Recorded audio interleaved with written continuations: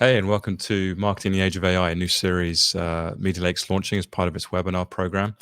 So today, we're really happy to welcome Mr. Darren Goode to the series. So one of our first series is going to be around how AI is ultimately transforming AI. And Darren has got a lot of experience, one of the very few people I've ever met who has worked at some of the biggest companies in the world and knows also how to run startups as well. So Darren, welcome. Thanks Love for for you to say a few having words. me, Rich. Yeah, it's great to be here. Thanks for having me. A little bit about me. I've got about 20 years of global marketing experience with Apple, L'Oreal, Procter and Gamble, Paramount Pictures. So yeah, I'm well versed. In the last 9 years, I've spent time with startups, taking them from 0 to 100 million. So great to be here. It's really great to have you as well. And for anybody that doesn't yet know and can't see on the screen, my name is Rich, and I'm one of the co-founders and the CEO at Media Lake. So I think before we jump into it, there's some really cool stats that have come out actually recently this year, and I think this kind of builds the framework for everything we're going to cover in these series of episodes. And Darren, would love to get your thoughts on here. Now, these are just some of the bits we put together, but I think AI is sort of driving huge transformation across marketing, and just wondered if any of these stand out for you. Yeah, I think things like the 60% of creative work is never used. I mean, I myself have experienced that, certainly in the age of generative AI, with everybody producing more content than they ever have before. What's really startling is that a lot of that content never actually sees the light of day, even though we build it to deploy it. So it's a pretty scary stat. Yeah, no, 100%. And I think I think a lot of people are now seeing with AI as well. It's sort of it's been a weird couple of years with AI now coming in and kind of changing the way everybody has to do things. And I think efficiencies, wastage, all these things are coming to the front. And I think a lot of these stats from IBM, Gartner, Forrester, they all kind of back that up as well. So Yeah, I think the yeah, pressure is on from CEOs, boards, CMOs, and CFOs to, how can you do more with less? How can you grow your business more efficiently? So I think this is really timely. yeah, 100%. So, I mean, jumping into, for everybody else's benefit who's watching today, I think the key message is how the best brands are using AI to simplify and grow. I think, like we said, there's been a lot of chaos, a lot of tools out there, and AI is I guess giving brands a way to simplify and find the routes to find value in a pretty tough market. So I'm gonna give you one of the first slides, Darren, because I think everybody's seen these Martech graphs. I know I've been seeing these around for, I don't know, 5-10 plus years, and they just seem to be getting sort of worse and worse. I mean, tell me your thoughts as a practitioner and how you see this.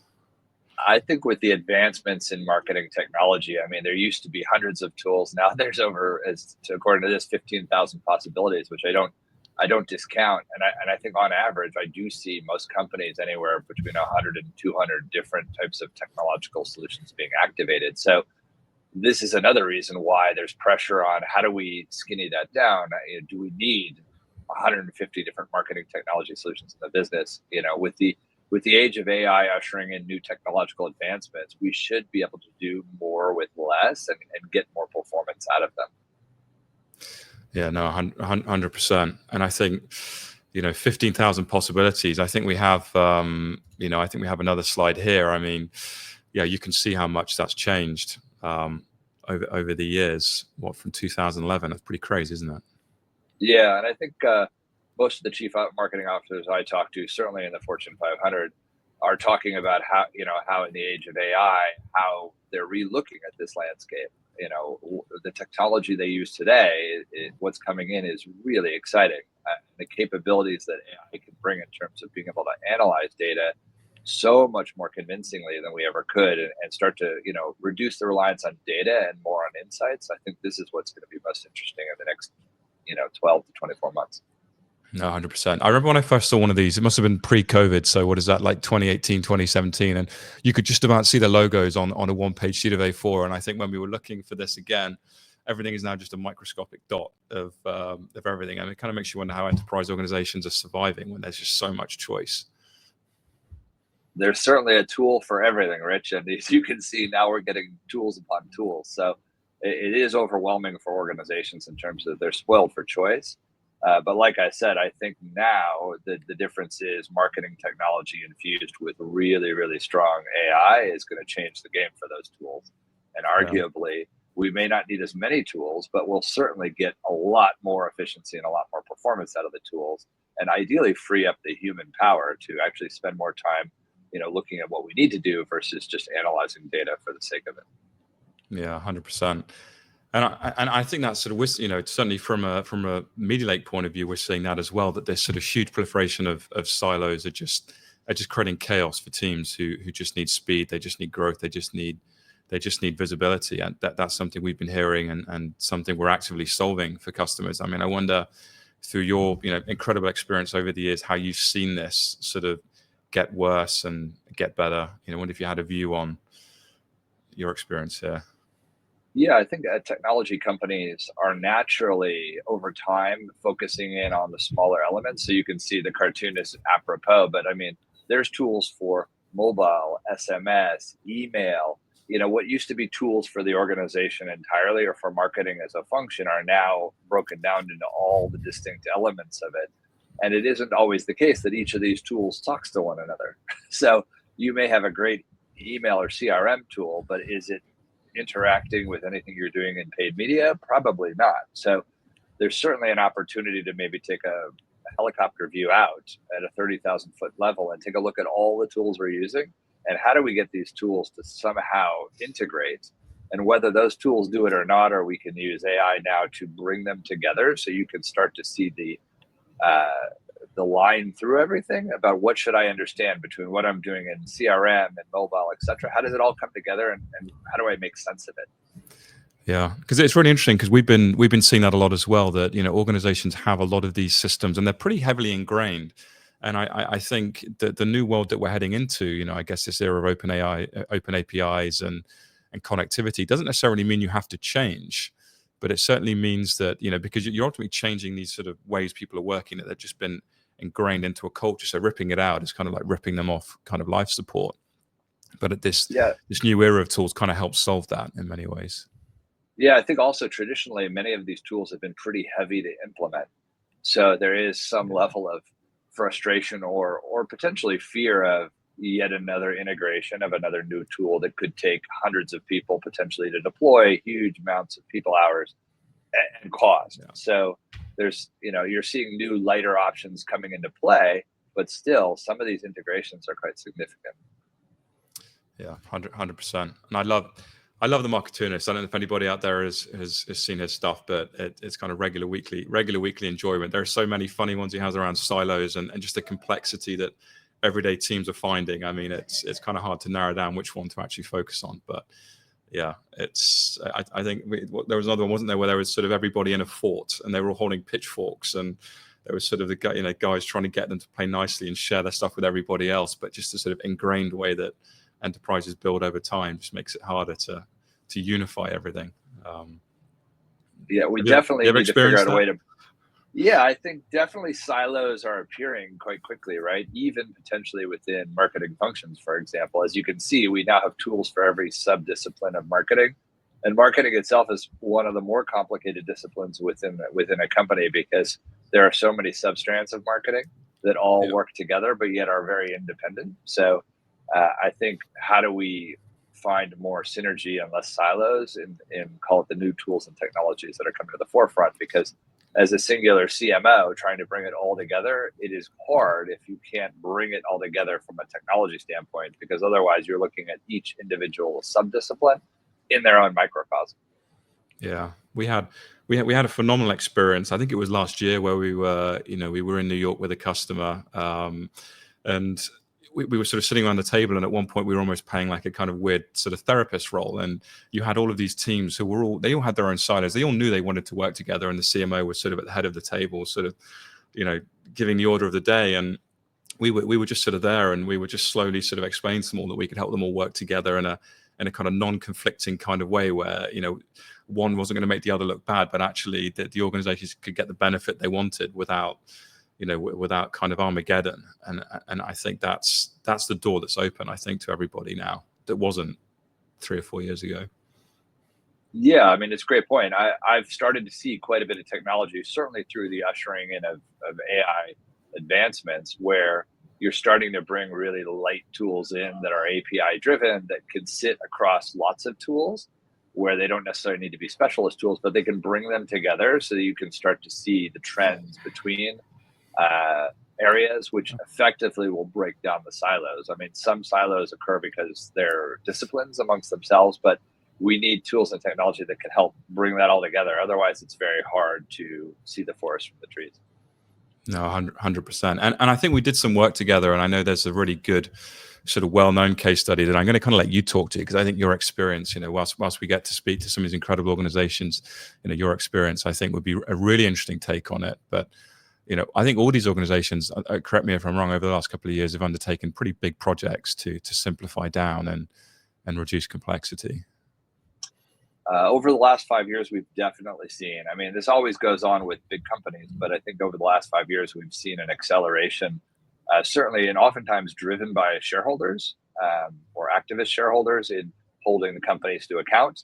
Certainly public companies like these, all of them have gone through a transformation in trying to get more efficient with the tools and technology they use, particularly in marketing. P&G, Unilever, Coke, Nestle, GM, and others.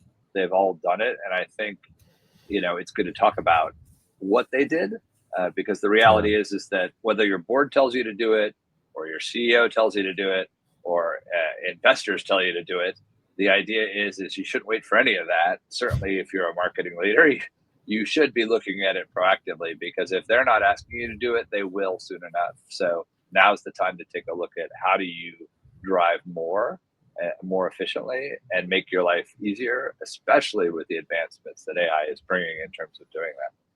No, 100%. And as a particular example here, I mean, maybe you want to talk to this. I mean, a lot of people are familiar with this, probably not the micro detail, but it would be great to sort of get your view on, I guess, P&G's foray into just driving efficiency. And this was probably a couple of years ago, I think, wasn't it?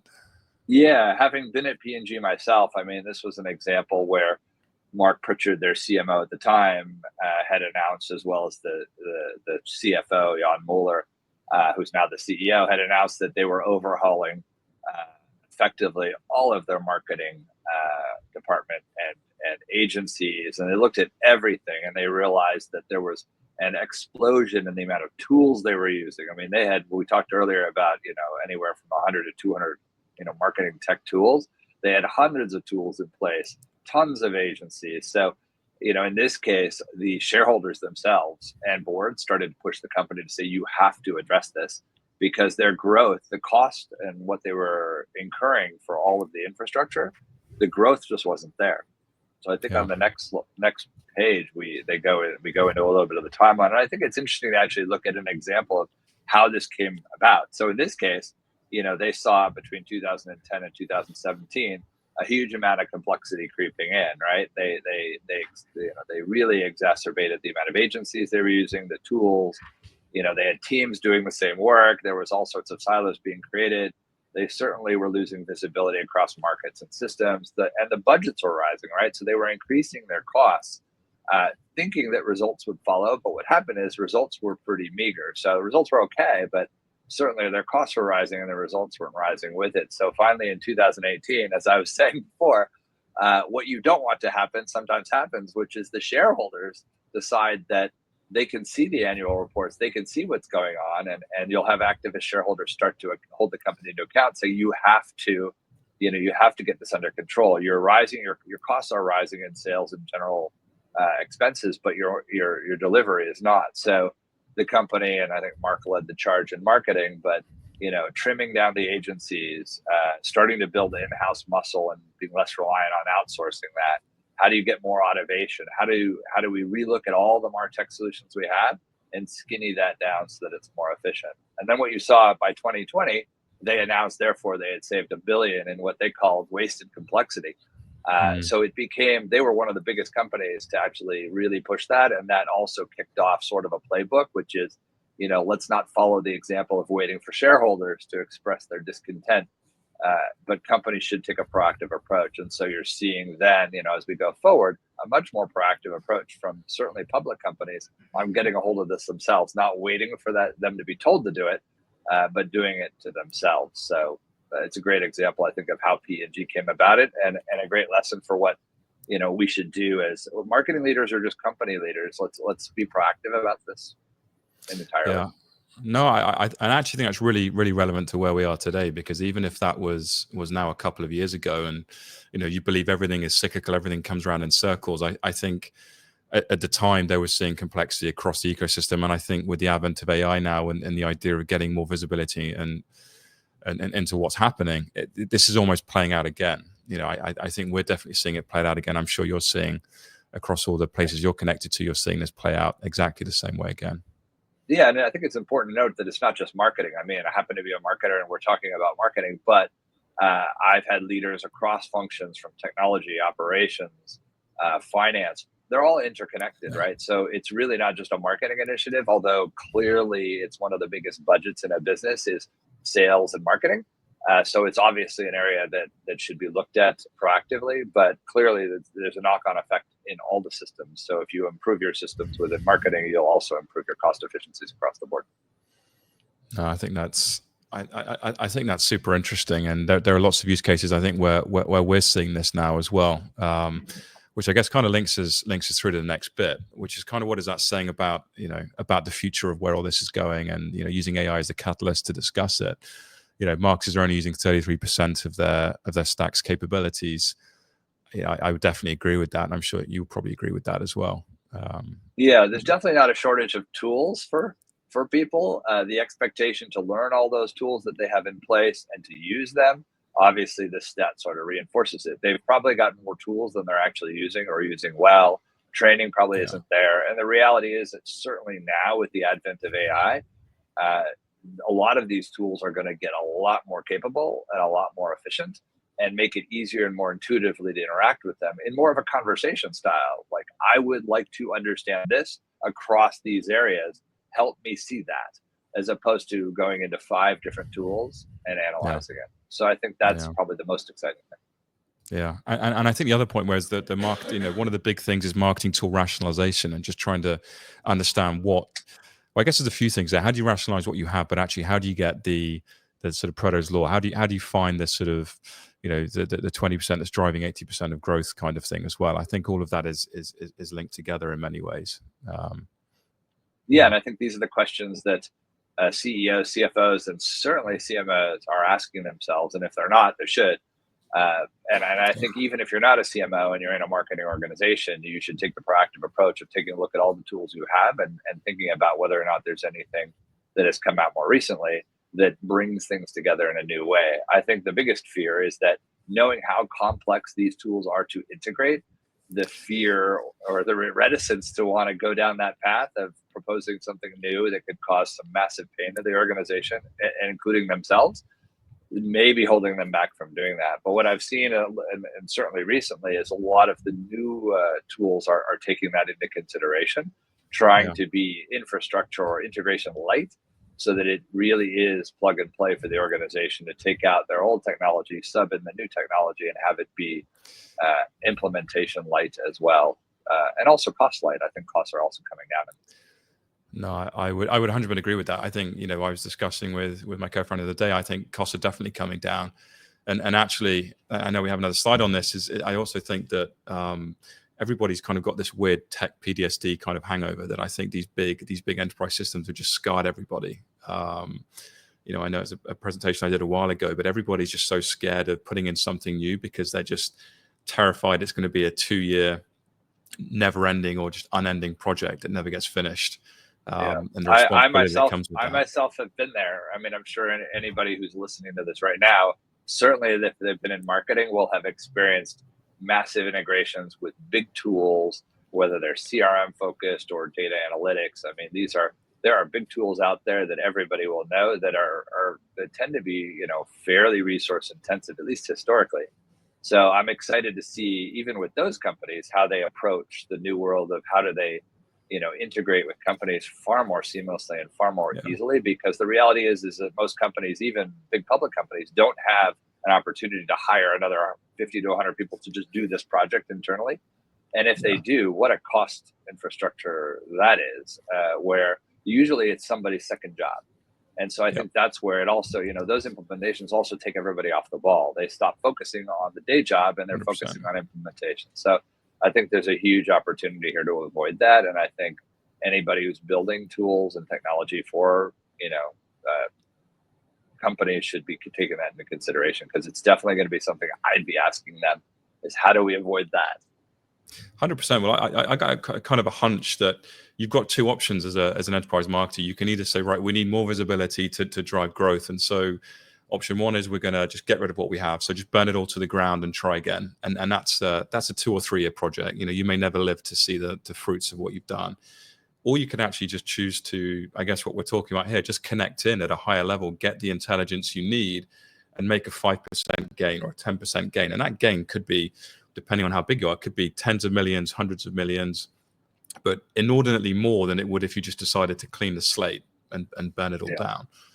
While I do understand that sometimes, especially in the age of AI, where some of these tools coming out are phenomenal, that in order to, whether it's saving money or get more efficient or drive more growth, that senior executives could be starting to say, let's just, once you see that, the idea that maybe we need to replace everything and we need to do a full scale overhaul is a pretty daunting task. And although maybe it makes sense to do that, it's so disruptive to the organization. It will require likely external consultants in the business. I mean, it is massively distracting. Whereas there are things that I find sometimes it's also paralyzing. Whereas there are some tools you can bring in now that will help the business, are resource intensive, light, and will help build the business and get you moving. And I always say it's better to move forward than just wait for some magical moment where we're going to replace everything at the same time, because the reality is I just don't think that's going to happen.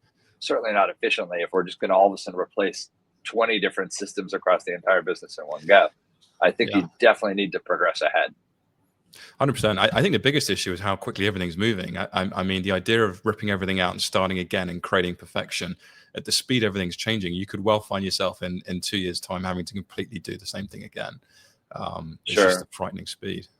I don't think there's also patience, certainly structurally within the marketing function, for example. I don't think there's patience for the organization, especially in a revenue business driving function like marketing and sales.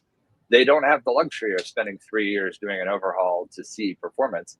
The performance expectations are still going to go up for marketing and sales.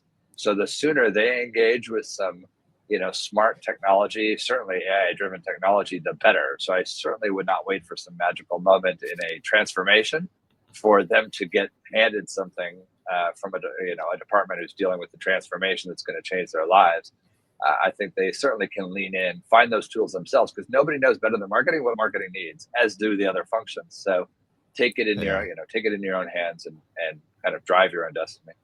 No, 100%. And it's kind of related to this next slide here, which is really just sort of giving an overlook that implementation really is faster than ever. And I think a lot of people, back to the weird tech PTSD analogy, it's the world has changed. The times pre-COVID when you were sort of doing these on-premise, extremely heavy, cumbersome 2-year lifts is kind of over, and deployment times are coming right down, implementation times are coming right down. You can get up and running in a few weeks, and I think that really is a benefit for big enterprises to not need to burn it down and worry about the heavy lift and the pain, and to just try and make those small gains.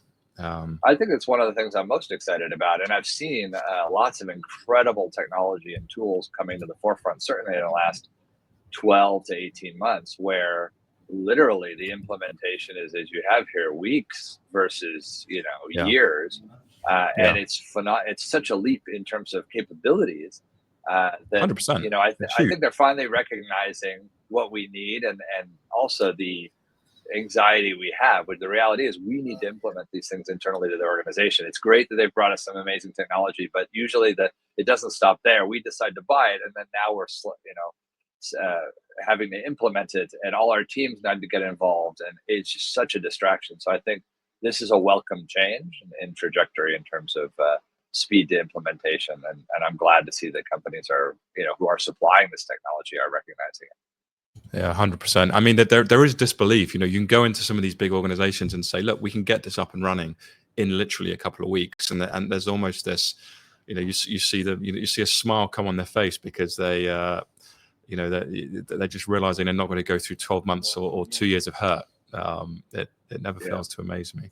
After years of implementing tools that take that long and never live up to the promises that you're being sold on in terms of the implementation, oh, it'll be easy, it'll take 6 months, and it takes 12, or the speed of results is going to be quicker than they say it is. I think this is, I think it's great to develop great technology, but really taking the customer or the client in mind in terms of what are the things that drive them up the wall, or the things that just make them not to want to do, take on new technology. So I think these are a great first step examples of speed to implementation and ease of the internal resource is a great acknowledgement of that issue.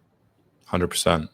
And I think driving to the end of this little session here, which I hope everybody's found really useful, just in terms of what's happening out there. There's lots of key takeaways, but I guess just from you, Darren, because I think it's more interesting to hear from your experience. What do enterprise teams, how should they be looking at the next 24 months? What should be their key area of focus? Because I feel like there's 1,001 things that they could be doing or they should be doing. How do you see it? What should they be doing? Yeah, I think there's a few things. One is simplification for sure. I mean, people are busier than ever.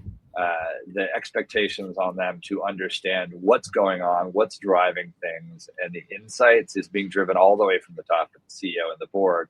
And so our expectations to understand things in a granular way that we couldn't before, especially with the advent of artificial intelligence helping us. So I think that how do we simplify the marketing technology stack that we have? How do we bring in better performing tools that are easier to use and also easier to learn how to use quickly? Because nobody's necessarily creating AI training in organizations. So, what's also scary is people are expected to understand how to use AI. But the reality is nobody's actually helping them know how to do that. So they're learning for themselves. So the faster I think people embrace AI and try, and also organizations really support their teams to get comfortable with it. I mean, it's great to tell your team we're going to take on all these AI tools that are going to transform our lives. But if they don't have the training to understand how to get the best out of that, they're really going to struggle. And what you don't want to do is, and they may not raise their hand about it either, because the expectation now is that everybody understands it. So not everybody may be as comfortable as others in terms of understanding how to get the best out of every tool, including things like ChatGPT. Yeah, 100%. I think it's been a really interesting year. I think a lot of big organizations have, from exactly everything you said earlier, from the CEO and the board and the stakeholders have been just trying AI, just do something with AI. We need to see something. And I think a lot of those projects, it's like the shiny Ferrari, that sort of promised the world. And then sort of 6 months later, they've realized this is kind of not really, this is not helping us as much as that they made out or it should be. And that there's actually a foundational layer that you could, there's much more easier wins at the foundational layer that can really drive benefit. Yeah, certainly proper AI technology. And I always think it's helpful for companies to vet how well the AI is in a given AI tool, because there's lots of tools coming out now that are, purport to be AI driven, and how much AI is really in it, and how transformative is it really. But I do think that helping people really understand the sort of spaghetti nature of data and information coming from lots of different sources and bringing it together in a way that the user can query it and ideally have a conversation with it, because it's sort of like an email. If you imagine sending an email about a question, then you wait an hour to get an email back on the answer. What you're trying to do is have a real-time dialogue with, in this case, artificial intelligence, to help you answer the questions in real time, because every question might lead to every answer you get from a question may lead to 5 other questions. So it's far quicker to use artificial intelligence to get there. And so I'm really excited about the possibilities that are starting to come in. It's still early days, but it's still amazing what's coming out. No, I couldn't agree more. So I think the key things for you are go after change before the shareholders tell you, trying to simplify existing tools, don't burn it down, and implementation is not as hard as you think. I feel like those are the 3 condensed takeaways. And I think everybody should have fun. I mean, this new technological capabilities are amazing, and they can be incredibly fun to play with and try. And I think you have to look at it that way. I don't think these technologies are there necessarily, certainly from a marketing perspective, to start replacing people. So I don't think people should certainly look at it that way. But it will. I think it's helping really capitalize on human, I would say, brain power and capability to make things happen. I mean, AI can be a huge helper to you getting to an answer far more quickly, than you could spending hours trying to run down various different permutations. So I think using the technology to really make your day easier and more efficient and also come up with better results, I think is phenomenally exciting. Yeah, I completely agree with you. And I think, look, we have the pleasure of you for a couple of episodes here where we're going to be diving into a whole range of areas covering marketing and AI. And I think the next one is sort of focused around growth. So, Darren, it's been an absolute pleasure having you with us for this. And we've got some amazing and, not controversial, but, really going into the weeds and trying to flesh out how teams can get more from AI and marketing in the next couple of episodes. So any final words from you? I mean, not really, just that I think this series is going to be really interesting because I think the types of topics that you and I have been talking about addressing are sort of like what I would consider elephants in the room. We all know about it. Nobody seems to want to talk about it. And I think let's talk about it and actually give some proper advice to folks on what to do, because I think there's lots of people shouting that, here's all these tools and technologies and things you should do. But how do we cut through the noise of that and just give people some real advice about what we're seeing and what they should think about? It's time to blow it up and get it out there. We set a really high benchmark. We got to follow up with that now. So there 100%. We go. Amazing, Darren. Really, thanks for really having good to have you with us. Not at all. And looking forward to the next one. So thank you, Darren. See you all soon. Thanks a lot.